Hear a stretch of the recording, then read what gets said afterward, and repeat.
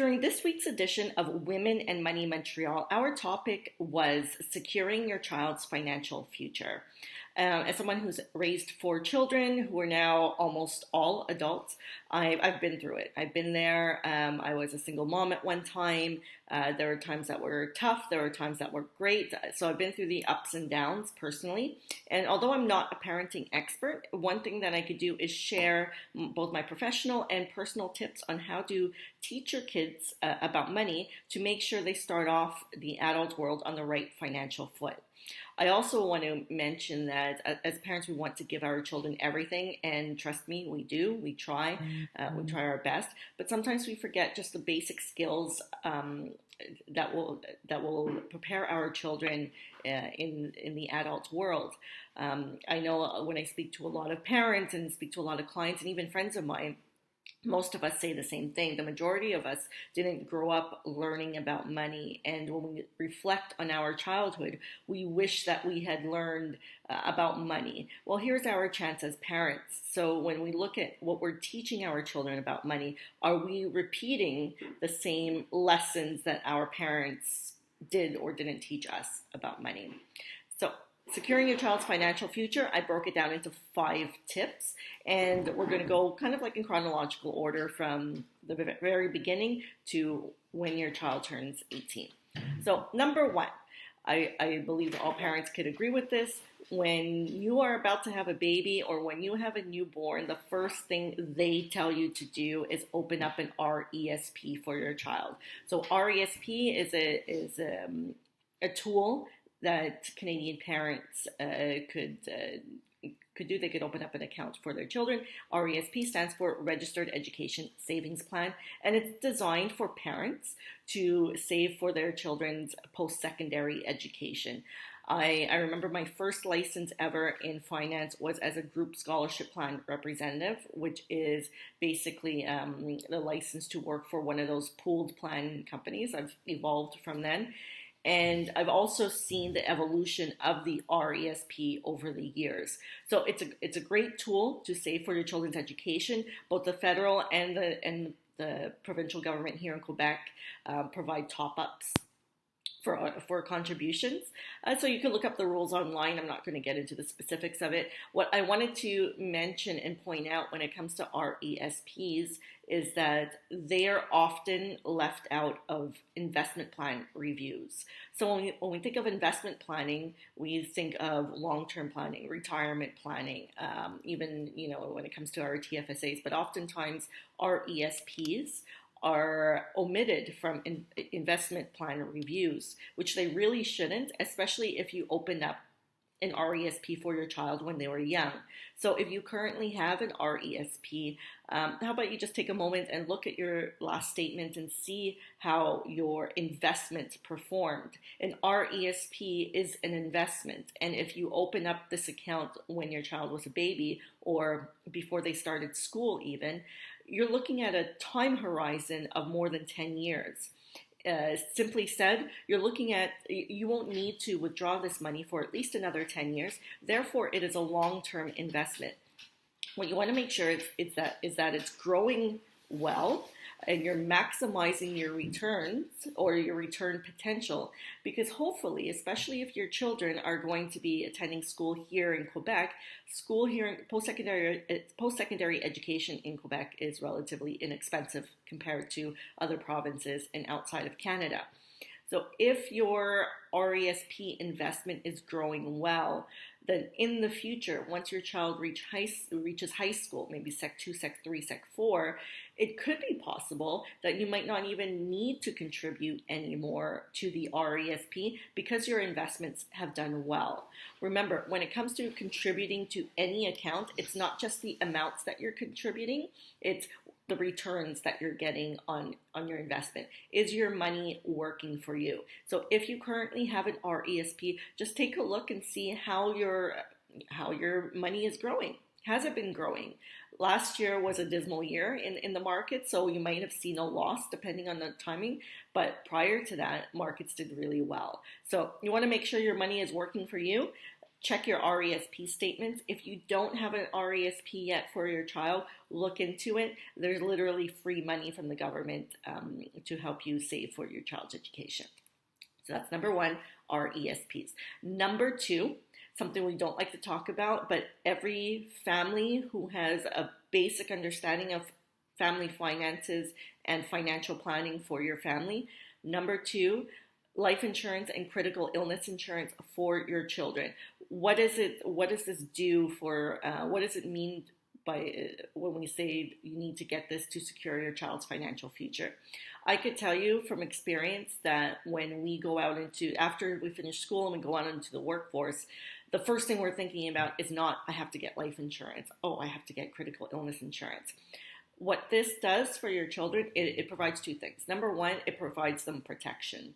So on the life insurance side, as much as we don't like to talk about it, in case something were to happen, whether they're still children or later on when they're adults, at least they have that coverage. I'm not saying to go out and get $1 million life insurance policy. That looks a little bit sketchy, especially if you don't have insurance of your own. But you could get a minimal life insurance policy for them. So at least as a worst case scenario, there is some coverage for your child. At the same time, it's also important to look into getting critical illness insurance. Critical illness insurance provides a lump sum payment to the beneficiary once there's a critical illness diagnosis. So the most common critical illnesses are life-threatening cancers, heart attack, and stroke. Again, getting coverage as a child doesn't mean you're wishing something bad on a child. What happens is when you do get insurance when they're young, usually children are relatively healthy, they're non-smokers, and the premiums are inexpensive. So that's why it's a good idea to look into this when they're young. You want to be able to set them up for their financial future, because once again, as adults, usually it's not the first thing we think about when we get into our careers, but it's so important. And we know this just by looking around at the people around us.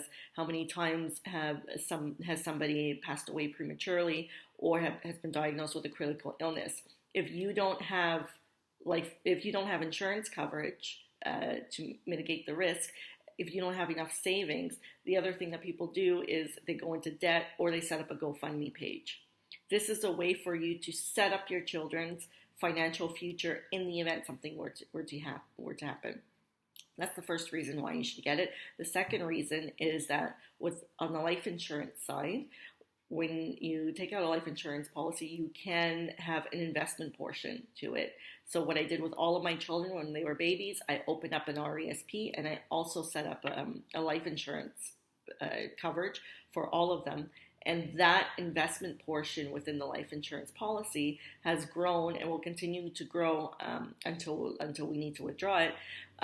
That's a way for you to invest some money or put money aside for your child that's not allocated towards post-secondary education.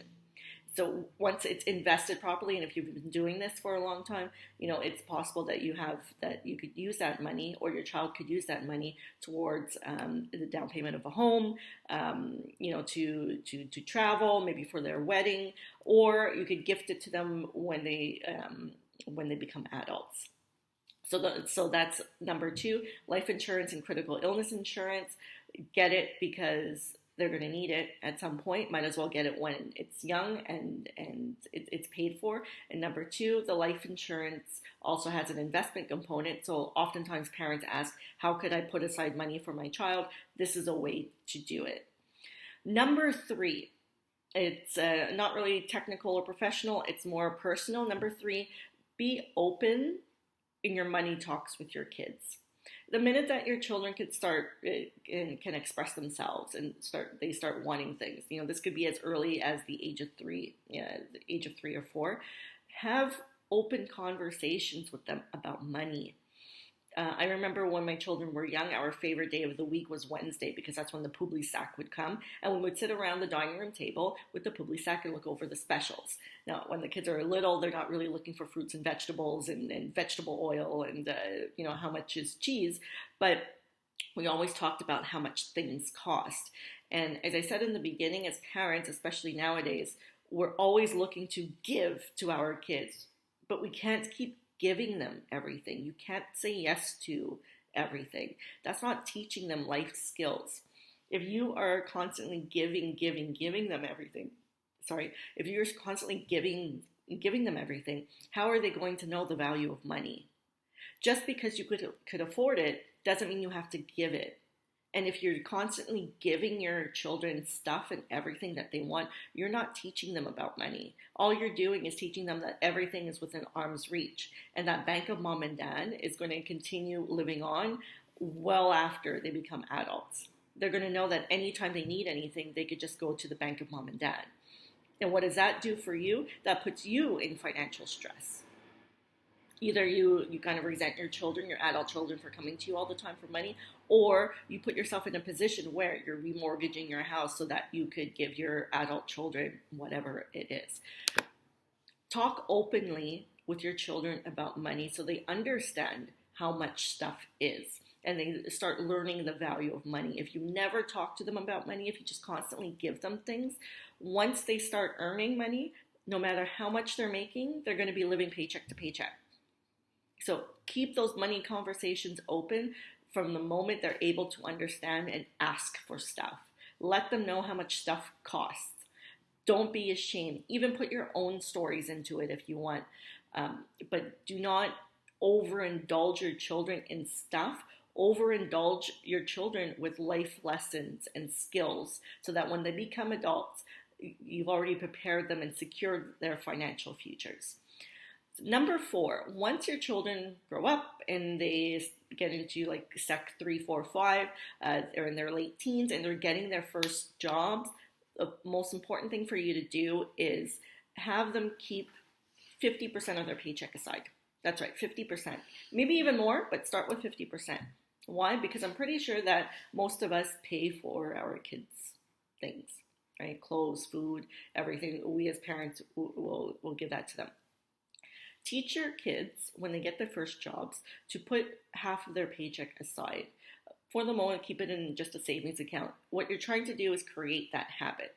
Create that habit of paying yourself first. Why is this so important? Because if we fast forward many years later to when we become adults and start having responsibilities, we let go of that. If you have that skill or that habit ingrained in you from a young age, from when you first start working, you're going to keep it up. It might not be 50% that you're putting aside, but you're always going to have that habit of paying yourself first. It's about creating that habit so that you could carry it forward to when when you're making more money and life becomes much more expensive. So when your kids become late teens, get their first jobs, get them into a habit of putting 50% aside. They really don't need money for anything except for going out with friends, going out to eat. Maybe they want to get a pair of shoes that mom and dad aren't going to buy for them. Have them get into the habit of putting 50%, half their paycheck aside. Teach them to pay themselves first.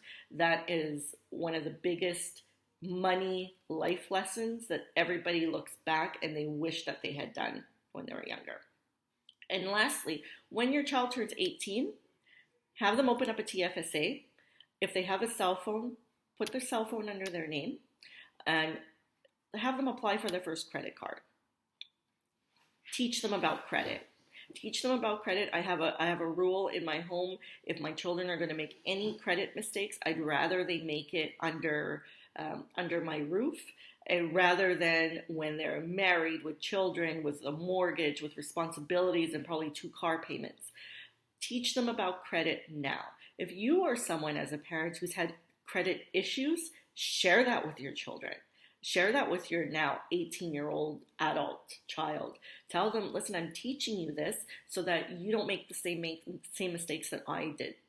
Now, if your child was already putting money aside from their part-time job and they open up a TFSA when they're 18, now all of a sudden they could stick a lump sum payment into that TFSA.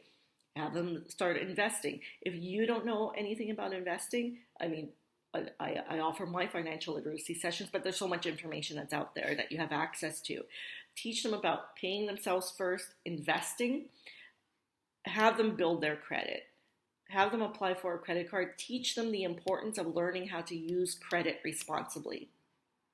And then as you see that being responsible with using their credit, then eventually you're going to want to both increase their credit limit, because their first credit card will probably have a $500 credit limit, and then possibly getting a second credit card. Why? Because if the goal is for your child to buy a home, they're going to need at least 2 lines of credit in their credit history to show that they are responsible when it comes to their credit. Why do I say put the cell phone bill under their name?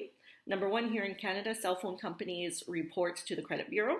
I'm not talking about prepaid accounts. I'm talking about accounts where there's an actual credit check. Cell phone companies report to the credit bureau. So you want to establish that credit.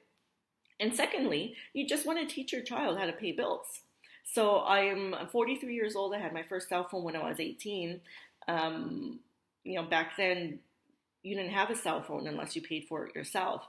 So, we should continue doing that with our children. I was paying bills when I was 18.